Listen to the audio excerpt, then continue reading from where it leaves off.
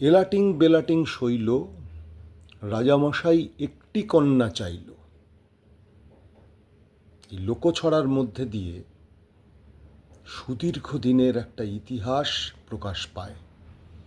ক্ষমতা নারীকে কি চোখে দেখে। আজকে 2026 সালে পশ্চিমবঙ্গে বিধানসভা নির্বাচনের প্রাক্কালে জানা যাচ্ছে আমাদের বাংলার 30 লক্ষ মহিলা, যাদের পারিবারিক ক্রমধারা পাওয়া যাচ্ছে না বাংলায়, তারা নাকি বহিরাগত। আমরা তীব্র ধিক্কার জানাচ্ছি নির্বাচন কমিশনের এই ধরনের মনোভাব প্রকাশ পাওয়ায়। নারী বিদ্বেষ, নারীর ক্ষমতায়নের প্রশ্নে পশ্চিমবাংলা এগিয়ে রয়েছে। নারী শিক্ষার সূচনা লগ্ন থেকে বাংলা বিরাট বড় ভূমিকা রেখেছে। বিদ্যাসাগর, পরবর্তীকালে বেগম রোকেয়া।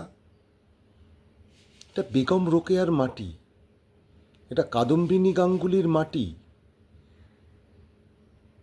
এত সহজ নয় এখানে বাংলা থেকে নারীদের মুছে দেওয়া। 30 লক্ষ নারী বাংলায় নাকি বহিরাগত। এটা কখন হতে পারে? এটা কোনোদিন হতে পারে?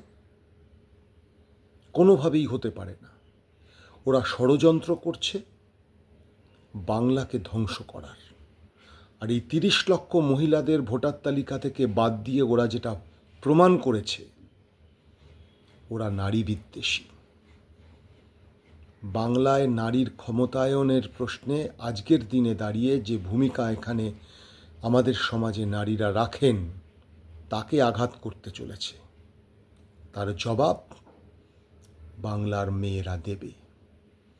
বাংলার মেয়েরা দেবে।